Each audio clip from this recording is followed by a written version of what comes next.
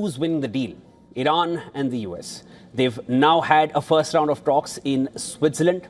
The setting was made, but Iran is claiming that they're getting everything that they've asked for, while questions are being raised on how US is now going to be dealing with it, as Iran also exudes control over the Strait of Hormuz.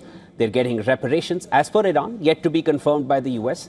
While Donald Trump says $300 billion, that's fake news. Iran says those reparations are very much in line. And J.D. Vance has said that Iran will get those reparations and that reconstruction fund if they hold their part of the deal. But who's winning the deal so far? Let me now cut across to our guest, Dr. Stanzel, who's here with us. How do you see this deal and this negotiation is going so far when it starts with Lebanon, which was never part of the initial sticking point, and now Iran wants to start with Lebanon, that you solve this first before we come to any other sticking point? How do you think these two sides are positioned at the negotiating table now? Well, first of all, Iran has entered the topic of Lebanon from the start, from the very beginning, even though Israel, of course, didn't want that. And it took some time until Donald Trump agreed.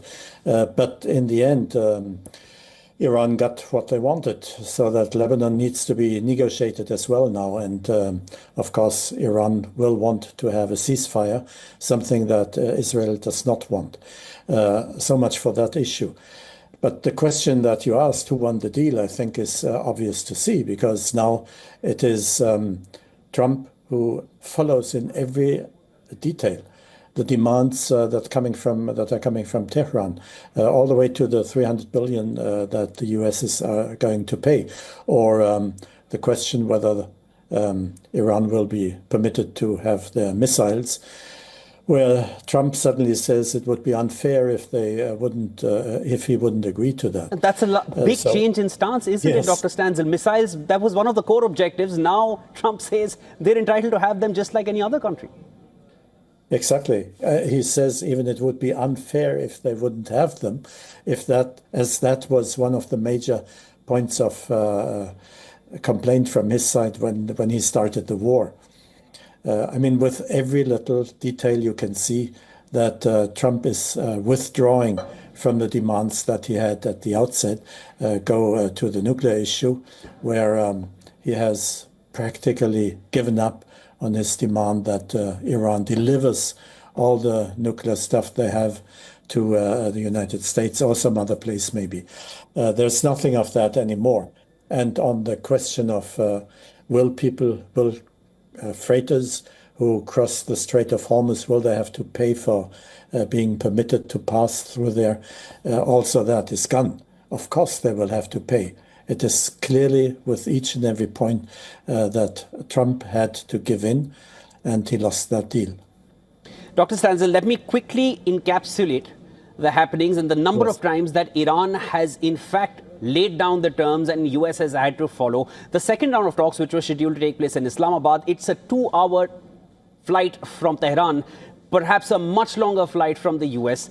Iran said, we're not going to have these talks. Those talks never happened, even though J.D. Vance and the delegation, they were ready to take off from the US. Then in the middle, once again, Mohammad Bagher Ghalibaf, the parliament speaker in Iran, says the negotiations are off. We're going to restart this war because fighting in Lebanon has still not stopped. US is unable to get Netanyahu to stop and Hezbollah, of course, to stop in that front in Lebanon. Then you also have the signing, which Donald Trump said is going to happen on his birthday. That was last weekend. And Iran said, no, we're not going to do it today. We're going to do it a day later. And then they, in fact, do it a day later. Then the talks were to start on 19th of June in Switzerland. Iran says, no, it's going to happen another time. And then 2 days later, we hear of these talks taking place in Switzerland.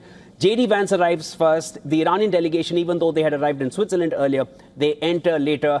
And again, now we're seeing the two sides saying that first we deal with Lebanon and then we come to the major sticking point, or the original sticking point since the last number of decades. That's the nuclear program. At which point do you feel US still holds any cards? No, they don't. And I think you have made it very clear.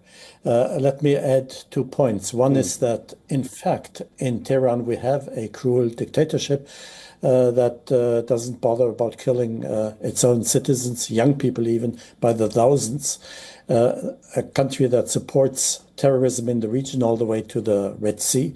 A country that works on nuclear arm, quite obviously, and a country that has joined Russia in its war against Ukraine. And on the other side, you have Trump, who had said that he would bomb Iran back into the Stone Age where it belongs and to eliminate its civilization. Then began the war. That was breaking all rules of international law.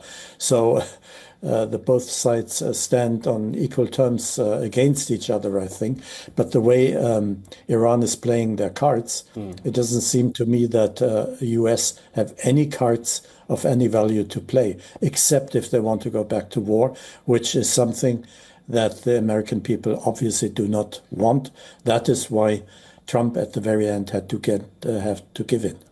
Dr. Stanzel, I must admit the way these negotiations are progressing and the way the war has moved so far and the way the US has been playing their cards, at least Donald Trump, it's finding more and more difficult, it's becoming more and more tough to find a counterpoint when we bring up this topic. And at this point, I think we both concur that as this negotiation proceeds, Iran definitely seems to be having the upper hand as they get what they ask for.